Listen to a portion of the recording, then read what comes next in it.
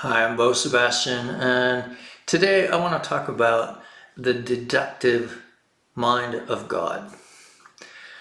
The first thing you might think of is, what is the difference between deductive and inductive, or what is the definition of the deductive mind? Let's get to it. So deductive is when I say 1 plus 1 equals 2. There is a law, a specific law, that defines this knowledge. We know with certainty that if you take one hand and you add another hand, you get two hands. That is the deductive mind. The objective mind tends to add if to sentences. If 1 plus 1 equals 2, then. Or it also might ask the question, why? Why does 1 plus 1 equal 2? This sends us into a relational frenzy. Our relational mind, our rational framework that we make, has started from a very, very young age. When we first learned to speak, we started relating things with words. And when we related things with words, then there was also this sense that two different definitions could mean the same thing. For instance, when mom said, Mama loves her little boy, or Mama loves her little girl, the baby gets the idea, or the child gets the idea that mom is love. And suddenly, when the child begins to do its own thing, and it decides to do something wrong, like put its finger on something hot, mama says, no, bad boy, bad girl. So mama in our relational framework could mean both mama loves and mama corrects. So what the human mind has to begin to do is decide what makes mama love and what makes mama correct. So we get a learning relational, which is what the parent wants, a relational frame.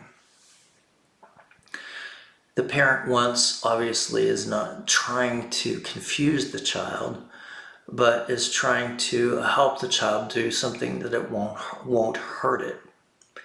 But as we grow up, we as human beings are subject to more than just one person's idea of what is good or bad, and sometimes even our parents' ideas of what good or bad are objective definitions of things confuse us. They create strange relational frames. Like, for instance, I'll give you an example in my own life. I was taught at a very young age that gay was bad, being gay was bad, and that you could go to hell for doing that. Okay? So when feelings of homosexuality came up in my life, I rejected them. I felt them, but I rejected them because I thought if I listened to them, or if I dealt with them, that I was going to go to hell.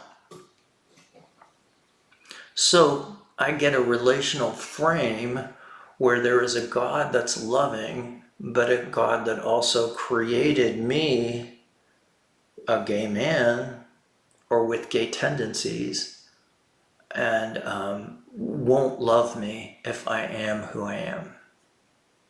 That causes a lot of confusion in gay people just in general. I mean, growing up, whether you believe homosexuality is right or not, you can see that this relational frame that this sets up around our spiritual nature creates chaos in the brain, and which is why a lot of gay people reject God, because the concept of God imposed upon them has been from the church, which denied any desire of God's love for gay people. What I had to decide for myself is that God created me, man didn't create me. And my choices are my choices on this earth. And God said his word would be written in my heart. And I make loving choices. I say, what will love do next? What is love's choice for me next? I can say I've made a lot of mistakes where sexuality was concerned. But the mistakes or errors are not sins. Okay? Sin, according to the Bible, is punishable by death. And what father would say to his son or his daughter that this error is punishable by death? I don't know. I can't choose for you what is an error. I can choose for a child that I had. I can help as it grows up, but once it grows up, it has to choose for itself. So this relational frame that's created is anything but deductive. And what we know of God is law. God doesn't think if this happens or that happens. God knows. So what God is perfect law. And we can define these laws in many different ways. But the one thing law has to end up being is love if it's God. Law equals love. So if we're put on this earth, created to learn something here, then we must be here to create or learn love. And if we're here to create and learn love, then anything else we do is going to be corrected. It's going to be error. And error is corrected. And I think sometimes nature itself or the objectivity of the circumstance corrects itself because the law is perfect. God doesn't see us as undone individuals that are not completed, not perfect in nature. God created perfect individuals. We are living in a kind of a dream where we're all dreaming it together, learning the concepts of what the polarities of good and bad are, love and hate, cold and hot, power and debility, sickness and health. All of these are polarized opposites of the same actual power. It's not a different power, it's a different vibration of the power. We can define vibration by looking at certain things.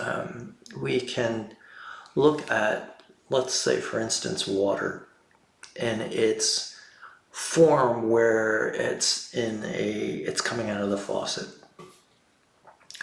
We put it in a cold place and it freezes, it becomes a solid. We put it in a hot place and it boils and it becomes a vapor, an air. These different aspects of water are different polarizations of water. They are different aspects of how the elements are connected within the water, causing them to look differently. And we can see all of these elements in nature. I mean, look at the difference between a rock and a cloud. You know, one is solid. The vibration is slower. Doesn't make the vibration any different. The information of the vibration is the same as the vapor, but it takes on a different form. Humanness, I think, is taking on a denser form than our spiritual self. I'm getting a little off track, but I think that we need to understand all the concepts before we get into why God is just deductive.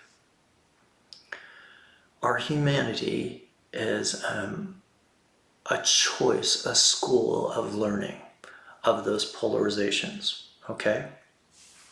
But the law beneath or underneath all of it is consistent. There is a law of cause and effect. There is a law of correspondence. What is in heaven is on earth. What is in earth is in heaven. There's a mental law. What is in mind consciously and is planted in the subjective consciousness of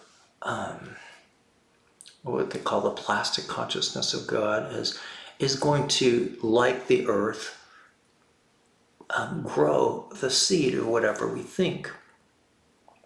There's other laws. There's the law of rhythm, where things are moving like the tide in and out. I had a client yesterday who was just going through the worst situation. I mean, she lost everything. She got a divorce. She moved. She changed relationships. She was in the middle of an addiction. And she was like, how can life change? And I let her be aware of, I said, look at the waves. Just imagine standing in front of the ocean and watch how the ocean, the tide rolls in and then it rolls back out. It rolls in and it rolls out. The rain is evaporated up from the earth. It forms a cloud. The cloud becomes dense and then it rains back into the earth. The earth revolves around the sun. The moon revolves around the earth, I think. But what we're talking about is that there's a movement, a rhythm to life. Even cellularly, there are electrons and protons that are moving in opposition to each other or floating around each other or attracting each other. The universe is intensely embedded with rhythm. So I said to this girl, there's a law of rhythm, and it looks as though you have reached the end of your negativity and the tide is rolling back, and you must take hold of truth.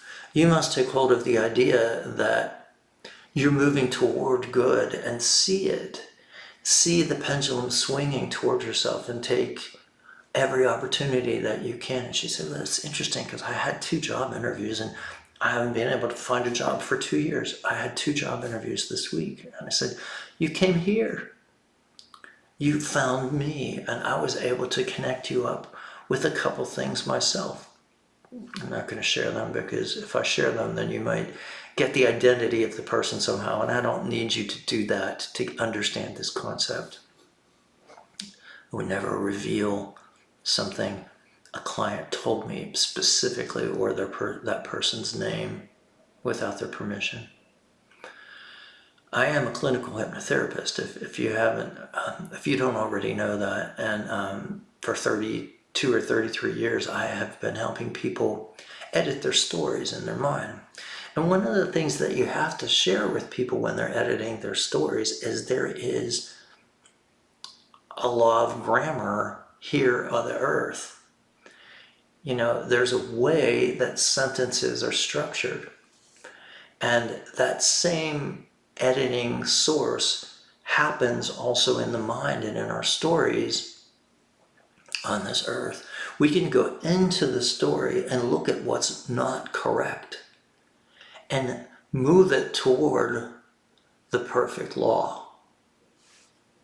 I was thinking about that this morning in my own personal life. I was thinking about what causes me fear. And I heard in my walk, I have a spiritual walk every morning, I heard in my walk that all you have to do is take that fear and bring it to a law, a spiritual law. I believe that there are 7 basic spiritual laws. And if you want to look back in my YouTube videos, just look under spiritual law or the laws of polarity, something, just look up the word law and Sebastian and in my YouTube, and you'll find plenty of videos that speak about this. I don't need to go into it completely. But we get back to our final understanding of what we're trying to get to here is that God knows only deductively. God doesn't see with ifs and whys. There is one objective to humanity, though we might not know it, may look like a paradox. But that objective is for us to know love completely. And God is love. So that must mean its objective is for us to understand love. And for us to understand love, we have to see the difference between love and hate, obviously, or else we wouldn't be in a polarized earth where there's a choice between good and bad, always. God never forces us to make that choice. But when we turn our lives over to wanting to grow spiritually, what we must learn is we have to take out the ifs and the whys in our lives. When we take out the ifs and the whys in our lives, we become connected with the deductive mind of God, with the law, the one law of love. That's what I want you to know today. That's what I want you to learn, and have a beautiful and amazing day. I know I'm going to, and if you have any prayers or thoughts or questions, please put them in the comment. Also, like this video and subscribe to hear more. Have a beautiful day. With the brain, with the mind, with a dream. And you need to have your brain clear for that dream to express itself. Can get really busy taking care of my home, 2 careers, and my family when your mind can't seem to get quiet to rest. That's when you need to use zeroing out. I never thought I could quiet my mind in only 3 minutes. Zeroing out works. I can't believe how much zeroing out has helped me reduce stress. You've got to try it. Work for me can get time-consuming and stressful at times, but zeroing out has really changed the way I look at my schedule and my time. Such a step above any other book I've ever seen about this topic, and it's such a simple technique, and I'm able to do it by myself, which I love. So